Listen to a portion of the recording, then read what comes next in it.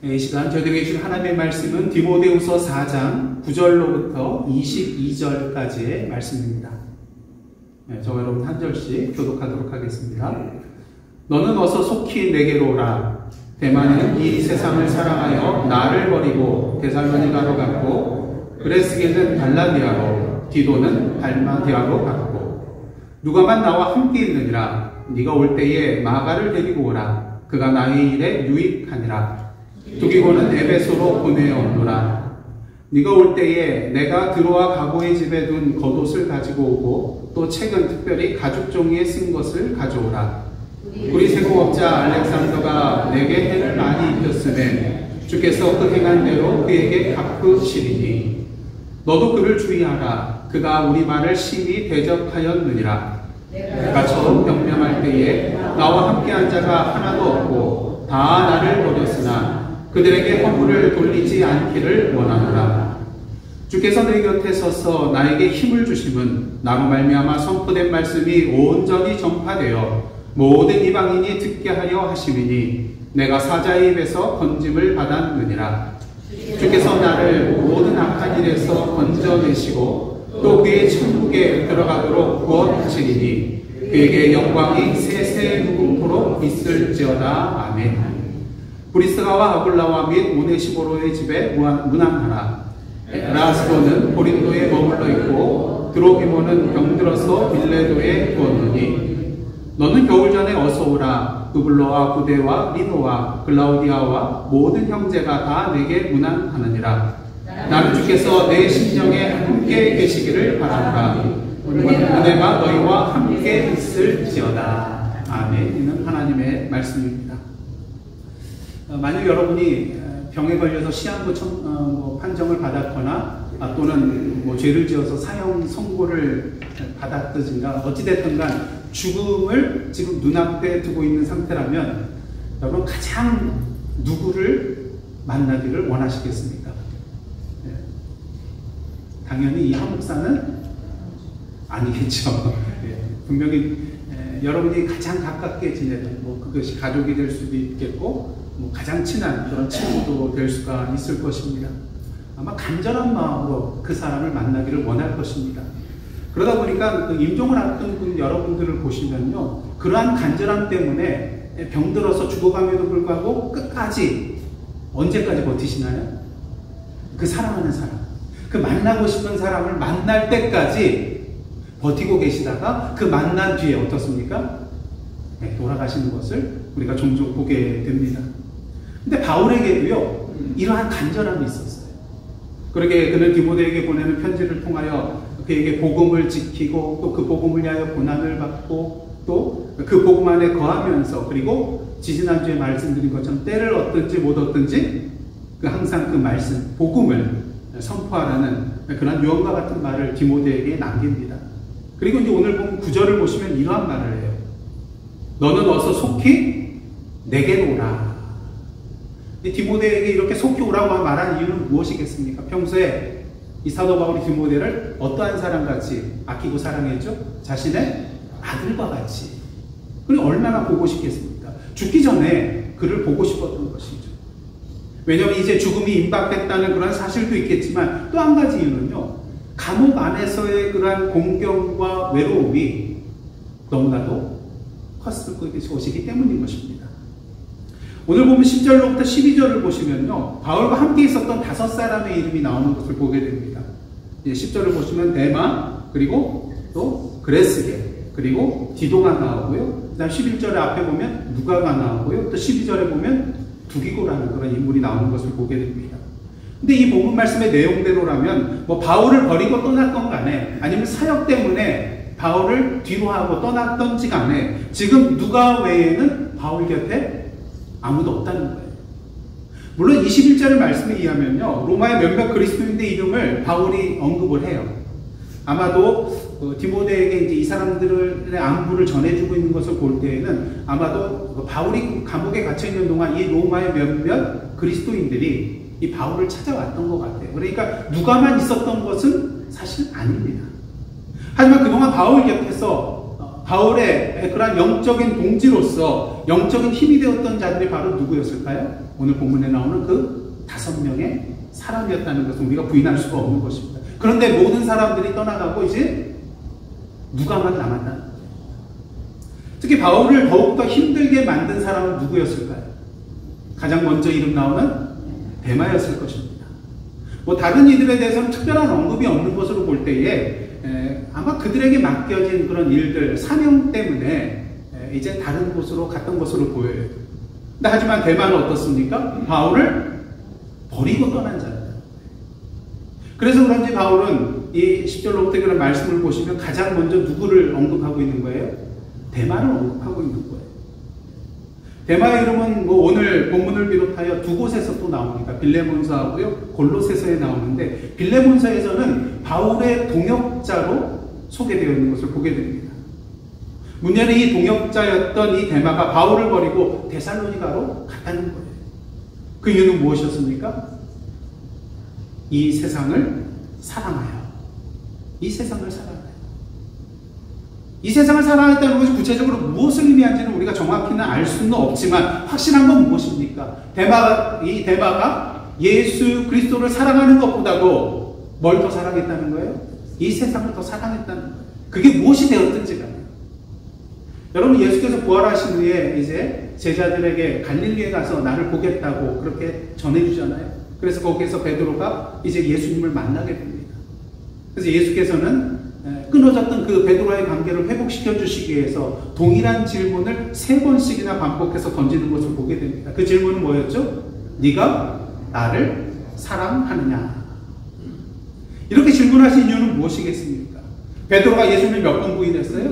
3번 부인했기 때문에 다시 회복할 수 있는 기회를 주시고자 할 수도 있겠고요. 또 한 가지 이유는요, 주님에 대한 그런 사랑, 다른 것보다도, 다른 대상보다도 주님을 사랑하지 않고서는 제자의 길, 그 사명의 길을 걸어갈 수 없음을 분명히 보여주고자 하셨다는 것입니다. 데마에 대해서는 더 이상의 구체적인 정보가 없기 때문에 알 수는 없지만 데마가 바울을 버리고 떠난 이유 중 하나는 분명히 바울의 고난을 바라보면서 그의 뭐가 흔들렸을까요? 믿음이나 마음이 흔들렸기 때문이라고 할 수가 있을 것입니다. 데마가 생각하는 그 그리스도인의 삶이라는 것은 그리스도를 위하여 고난까지 감수하며 사는 삶은 아니었을 것이기 때문이에요. 그동안 그가 누리고 추구해왔던 세상적인 것들을 포기하거나 양보하면서까지 예수 그리스도를 따를 마음이 그에게는 없었다는 것이죠. 어쩌면 그는 그리스도인으로 산다는 것이, 세상 사람들 그런 생각 많이 하잖아요. 예수 그리스도를 믿으면 모든 일에 대해서 복을 받고 세상적으로 성공도 하고 건강의 그런 축복도 누리고 내가 인간적으로 원하는 그 모든 것들을 다 누리는 것으로 착각하는 사람들이 있잖아요. 아마 데마도 그러지 않았을까. 그리스도인으로 산다는 게 무엇을 의미하는지 제대로 알지 못하고 그냥 인간적인 자기의 생각으로 이렇게거니 하면서 착각하고 산 것은 아니겠는가. 그런 의미에서 중요한 사실은 이 데마가 바울을 버리고 떠나게 된 이유는 하나라고 할 수가 있어요. 그것은 바로 누구를 온전히 사랑하지 못했기 때문이에요. 바울을 사랑하지 못한 것도 있겠지만 더 궁극적으로는 예수 그리스도를 온전히 사랑하지 못했기 때문이라고 할 수가 있다는 것입니다. 그렇게 그는 주님을 사랑하며 자기를 부인하고 자기 십자가를 지고 나를 따르는 참된 제자의 길을 걸어가고 있는, 그리고 그 주님을 위하여 고난을 받고 있는 사도 바울 곁에 더 이상 뭐 할 수가 없었던 거예요? 머물 수가 없었던 거예요. 그가 원하는 건 그게 아니었거든요. 이와 같은 상황에서 바울은 더욱더 힘들고 괴로웠을 것입니다. 정신적으로, 영적으로 외로움이 더욱더 커졌을 거예요. 그렇게 바울은 오늘 본문을 통하여 2번씩이나 디모데에게 동일한 부탁을 하고 있는 것입니다. 9절과 21절 상반절 한번 다 함께 읽겠습니다. 시작. 너는 어서 속히 내게로 오라. 너는 겨울 전에 어서 오라. 속히 와야 된다는 거예요. 왜? 이제 조금 있으면 죽음의 길을 가기 때문에 속히 오라는 거예요. 그러게 겨울 전에 오라고 말하라고 합니다. 말하고 있습니다. 왜냐하면 여러분들 사도행전 말씀 나눌 때에 한번 말씀을 드렸는데요. 겨울 기간이 되면 어떻습니까? 지중해 파도가 높아져가지고 항해가 불가능해집니다. 그러니까 겨울이 오기 전에 빨리 출발해서 오라는 거예요. 물론 누군가 이렇게 말할 수가 있겠죠. 바울 정도 되는 사람이 이런 걸 왜 못 견딜까? 오직 주님 한 분만으로 만족해하며 전에 감옥에 갇혔을 때에도 어떻습니까? 담대했잖아요. 오히려 찬송하고 기도하면서. 근데 그 바울이 왜 이럴까? 하지만 지난 수련회 때도 제가 말씀을 드렸죠. 하나님께서는 우리 인간을 만드실 때 어떠한 존재로 만드셨다고요? 관계적인 존재로 만드셨다는 거예요. 물론 궁극적으로 하나님과 우리 사이의 그런 관계, 사랑의 관계 가장 중요합니다. 하지만 한편으로 또 우리가 생각할 때 하나님께서 우리에게 주신 소중한 관계가 뭐예요? 우리 인간과의 관계잖아요. 그래서 우리 인간은요, 서로 사랑을 주고받으며 살아갈 수밖에 없도록 하나님께서 만들어 주셨다는 것입니다. 그렇게 하나님께서 아담이 독처하는 것을 좋지 않게 여기시고 하와를 만들어 주신 거잖아요.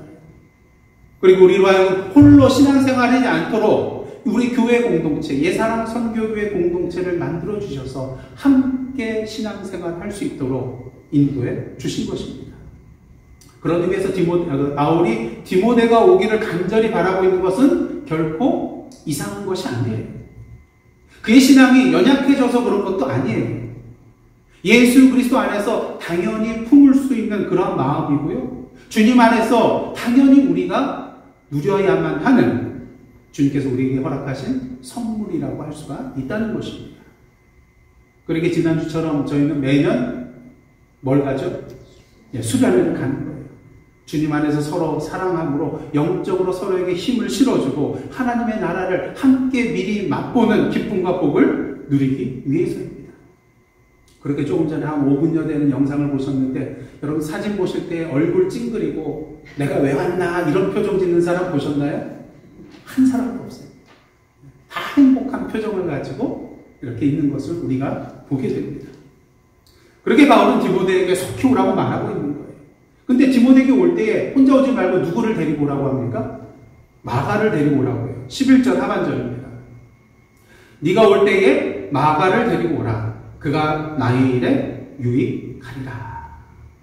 아시다시피 마가는 어떤 사람입니까? 바울이 1차 전도여행 갔을 때에 중간에 같이 가기를 포기하고 예루살렘으로 돌아가는 사람. 그렇기 때문에 2차 전도여행 갈 때에 그를 데리고 또다시 가느냐 마느냐를 가지고 바나바와 크게 다퉈서 어떻게 됩니까? 서로 갈라져요.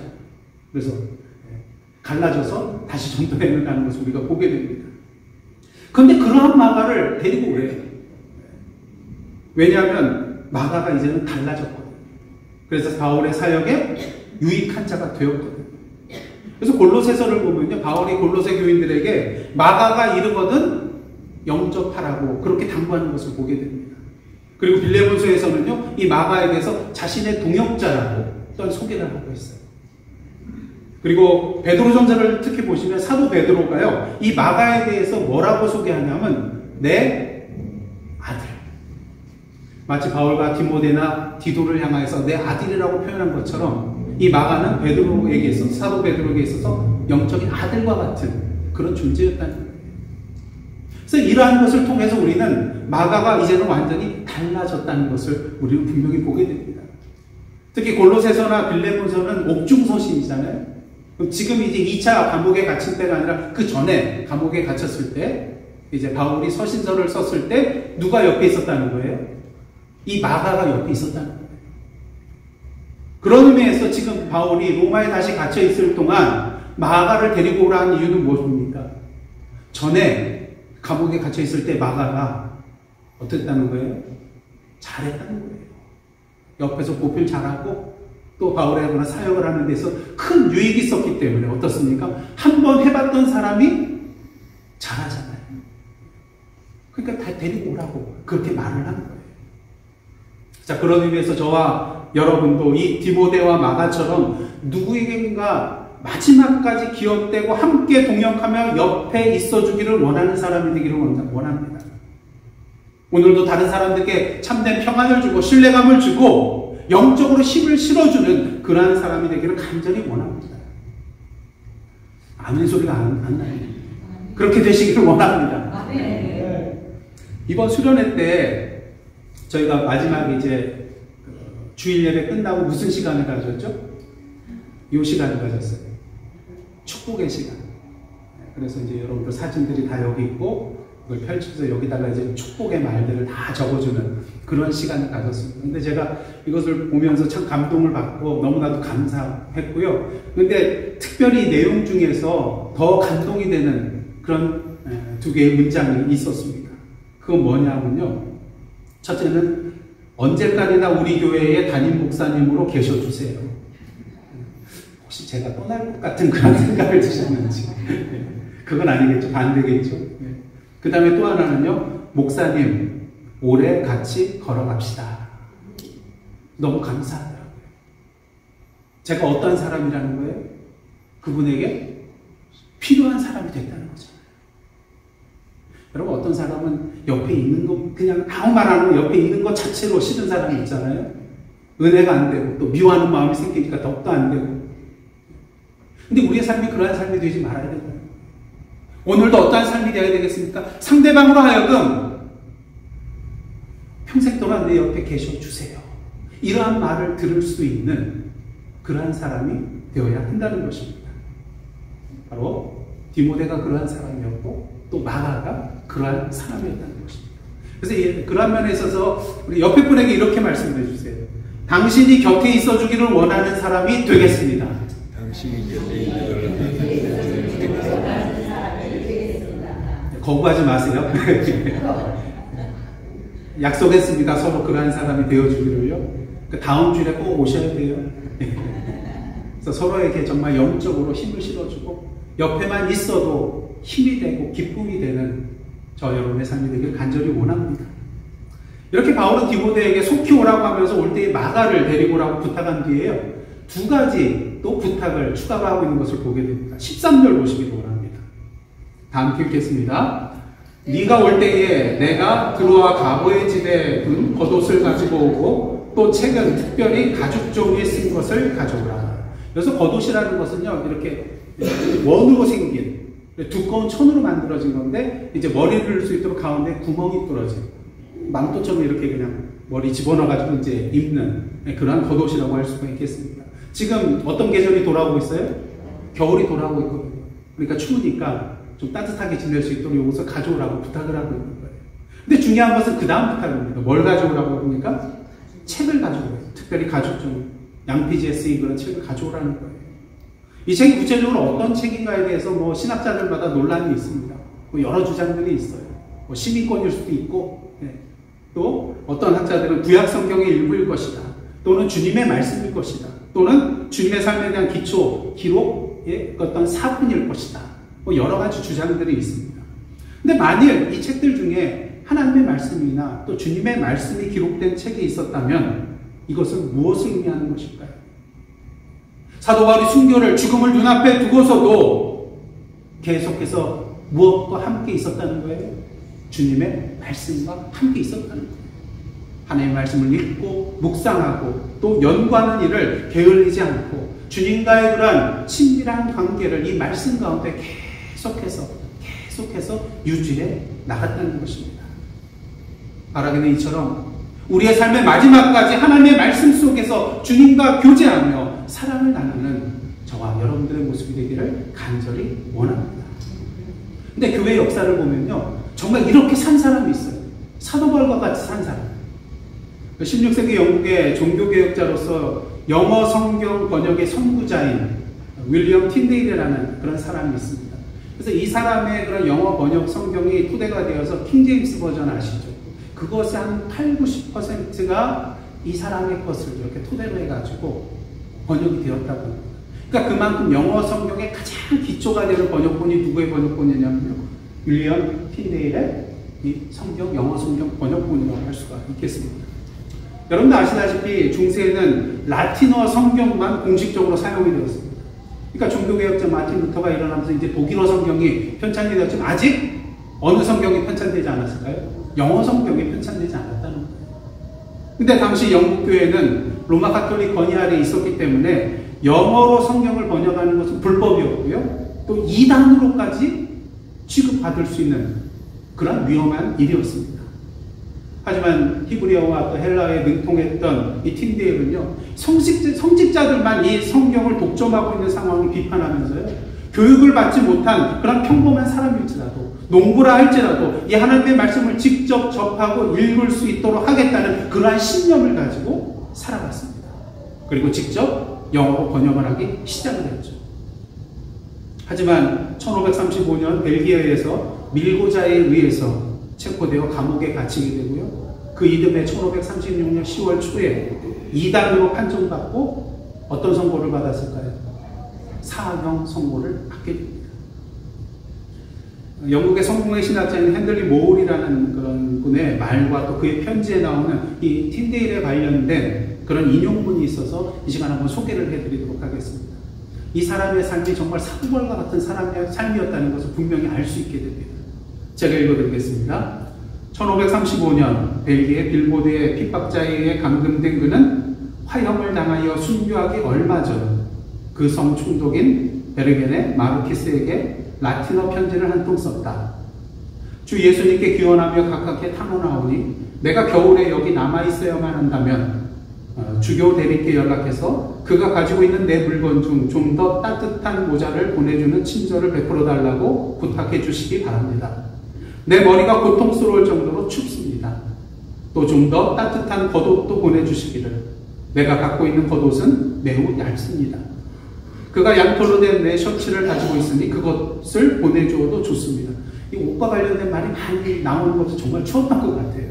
근데 그 다음 나오는 내용이 참으로 중요합니다. 하지만 무엇보다도 그때까지 내가 시간을 보낼 수 있도록 뭘 갖다 달라고 합니까? 내 히브리 성경 및 문법과 어휘책을 보내달라고 해주십시오. 저 같으면 이런 부탁은 잘 안 할 것 같아요. 좀 먹을 거, 등 따숩고 이런 걸 원할 텐데. 그리고 그는 끝내 1536년 10월에 화형대에 묵힌 채 교살당하고 시신이 불태워지는 그런 순교의 길을 가게 됩니다. 이분을 통해서 우리에게 감동과 도전이 되는 것은 무엇입니까? 몸을 따뜻하게 하기 위한 그런 모자와 겉옷도 중요하지만 그가 가장 소중하게 생각한 것이 뭐예요? 히브리어 성경과 문법과 어휘책이었다는 거예요. 이것은 무엇을 말합니까? 그는 감옥 속에서도 계속해서 뭘 해나갔다는 거예요? 하나님 말씀을 영어로 번역하는 일을 계속 해나갔다는 것입니다. 그것이 바로 주님께서 자신에게 주신 사명이라는 것을 확신하고 있었기 때문인 것이죠. 바라기는 우리 인생 마지막 끝에서 저와 여러분이 가장 원하는 바가 이것이 되기를 원합니다. 여러분 돌아가신 이종윤 장로님 기억나시죠? 근데 저는 이종윤 장로님하고 항상 찬송을 크게 부르시는 그것도 기억나지만 항상 이종윤 장로님과 가장 먼저 떠올려지는 게요, 낡은 두꺼운 성경책. 그래서 양론에 가셔서 또 치매 증세가 있어서 어쩔 때는 사람을 못 알아보시는 그러한 일도 있었지만 항상 그 양론 그 방에 가면요, 거기 서랍장 위에 뭐가 놓여 있었어요? 그분의 성경책. 매일같이 평생을 읽어오셨던 그 성경책을 펼치시면서 계속 하나님의 말씀을 접하셨다는 것입니다. 바라기는 우리의 삶의 끝자락에서 우리의 평소의 신앙의 모습이 변하지 않기를 원합니다. 계속해서 하나님께서 우리에게 부여해 주신 그 사명을 굳게 붙들고 나아가시는 저와 여러분 되시기를 원합니다. 이렇게 디모데에게 이제 겉옷과 책을 부탁한 바울은요, 이어서 자신이 겪은 어려움에 대해서 다시 소개를 해주고 있습니다. 14절입니다. 구리세공업자 알렉산더가 내게 해를 많이 입혔음에 주께서 그 행한 대로 그에게 갚으시리니. 여기서 알렉산더가 누구냐에 따라서 뭐 논란이 많아요. 왜냐하면 디모데전서 1장에 나오는 이단자 알렉산더일 수도 있고요. 또 사도행전 19장에 나오는 에베소에 소동이 일어났을 때 바울을 괴롭히려고 했던 알렉산더일 수도 있기 때문인 것입니다. 그래서 누구인지는 우리가 정확히 알 수가 없어요. 당시에는 또 알렉산더라는 이름이 너무나도 흔한 이름이었거든요. 근데 중요한 것은 이 알렉산더를 누구와 동일시하느냐가 중요한 것이 아니라 그가 도대체 바울에게 어떤 사람이었느냐가 중요한 것입니다. 오늘 본문 내용대로 그는 바울에게 해를 많이 입혔던 자입니다. 그래서 신약 성사학자 한슨과 같은 경우는요, 이 내용에 대해서 아마 알렉산더가 바울을 밀고 한 사람이 아니겠는가, 또 그러한 추측을 하게 됩니다. 하지만 중요한 것은 이 알렉산더가 행한 것은 밀고뿐만 아니라 또 한 가지의 사실이 있습니다. 15절입니다. 디모데에게 말합니다. 너도 그를 주의하라. 왜 그렇습니까? 그가 우리 말을 심히 대적하였느냐. 이렇게 볼 때 아마 이 알렉산더는 사도 바울이 복음을 증거할 때 방해하지 않았겠는가. 또 재판에 있어서 바울에게 불리한 그러한 증언을 하지 않았겠는가. 그러한 추측도 해볼 수 있게 됩니다. 그렇게 디모데를 향하여 그를 주의하라고, 조심하라고. 근데 이것은 한정적으로 알렉산더만을 조심하라는 말이 아니에요. 이 알렉산더와 같은 자를 다 조심하라는, 주의하라는 그런 말씀이라고 할 수가 있다는 것입니다. 뿐만 아닙니다. 사도 바울은 자신이 버림받았음을 또다시 강조하고 있습니다. 여러분, 당시 기독교, 로마 시대의 기독교는 어떻습니까? 네로 박해에 이제 처하게 되었는데요. 어떤 오해를 많이 받았냐면요. 성찬할 때 예수 그리스도에 뭘 먹는다 그래요? 몸을 먹고 피를 마신다 그러잖아요. 그러니까 사람들 가운데 어떤 오해가 있습니까? 아, 저 집단은 인간의 육신을 먹는 식인 집단이다. 또 서로 형제 자매라고 부르잖아요. 친형제 자매도 아닌데 형제 자매라고 불러요. 그리고 아가페밀, 사랑의 애찬을 함께 나눴잖아요. 그러니까 어떤 오해가 있냐면요. 아, 저 집단은 음란한 비윤리적 집단이다. 또 예수를 향하여서 뭐라고 부릅니까? 주라고 고백하잖아요. 당시 로마 시대의 주는 오직 누구밖에 없어요? 로마 황제잖아요. 그러니까 이 사람들은 로마에 대한 반체제 세력이다. 이런 오해를 받았습니다. 또 한 가지, 황제 숭배와 또 로마 다신교 제사를 거부했잖아요. 유일신, 오직 하나님만을 섬기니까요.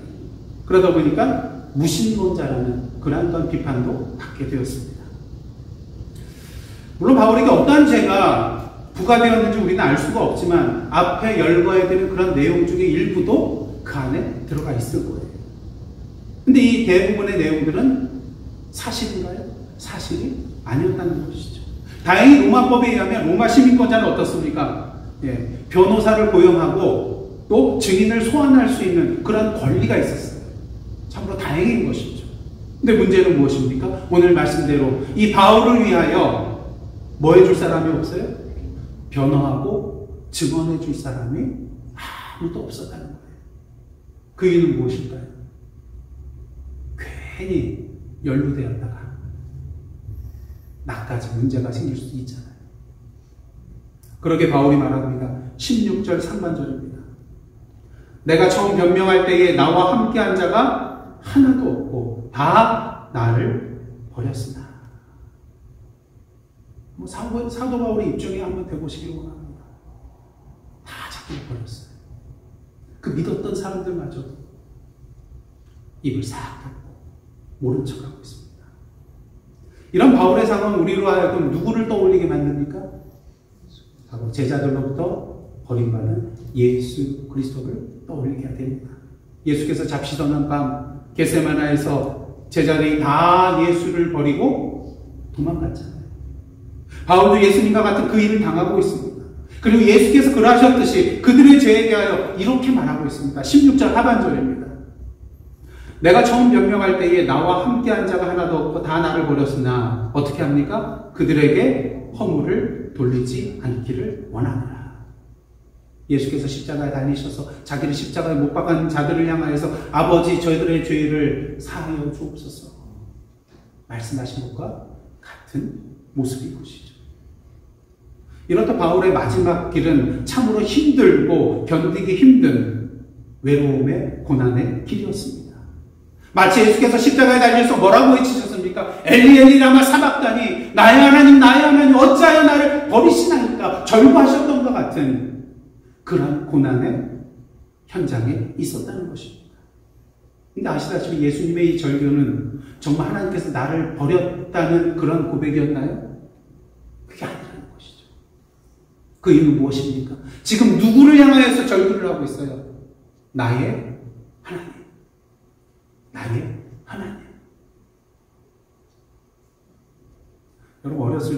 다 죽을 지경에 있을 때 어떻습니까? 엄마를 향해서 엄마 나 아파 죽겠어. 왜 그냥 내버려둬요? 좀 어떻게 해봐. 엄마가 나를 버렸다는 말인가요? 아니잖아요. 그래도 내 엄마니까 엄마한테 다 맡기고 있는 거예요. 예수께서 나의 하나님 어찌하여 나를 버리시나이까? 이 말은요, 아버지 하나님께서 나를 버리셨다는 그런 원망의 이야기가 아니라, 그럼에도 불구하고 이 고통 가운데, 이 고통마저도 아버지 하나님께, 나의 하나님께 맡기겠다는 그런 고백이었다는 것이죠. 왜? 그 아버지 하나님께서 나 몰라라 하고 계신 것이 아니라 십자가에 달려있는 나와 함께 아파하고 계시다는 것을 분명히 알고 있기 때문이고, 그 십자가의 죽음이 마지막이 아니라는 것을 알고 계셨기 때문인 것입니다. 바울도 마찬가지였습니다. 현재 자신이 겪고 있는 그 버림받음의 고통과 십자가의 고난을 참으로 견디기 힘든 그러한 일이었습니다. 하지만 그는 이 모든 것들을 이겨낼 수 있었어요. 어떻게 해요? 바울은 자기가 홀로 있는 것이 아님을 분명히 알고 있었기 때문인 것입니다. 그렇게 그는 고백하죠. 오늘 보면 17절과 18절 상반절입니다.